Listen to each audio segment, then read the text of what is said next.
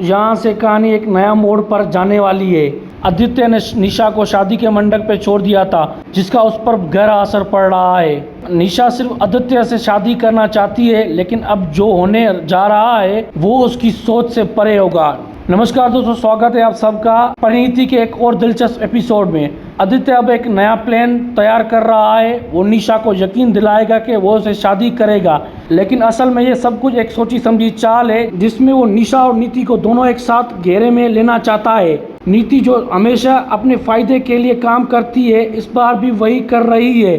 उसने निशा की जिद के आगे झुककर उसकी और आदित्य की शादी में हाँ कर दी है, लेकिन नीति खुद नहीं जानती इस फैसले का अंजाम क्या होगा। आदित्य अब नीति से मिलकर एक आखिरी बात करेगा। वो उसे कहेगा कि शादी से पहले उसे एक ज़रूरी बात कहनी है। ये बात परी से भी जुड़ी है। जैसे ही सच सुन के अपना पूरा पास याद आने लगेगा, परी को जल्द ही पता चलेगा कि उसका पुराना पति राजीव अभी भी नीति के साथ है। ये बात उसके लिए एक नई सच्चाई होगी, जिसे समझने में उसे वक्त लगेगा।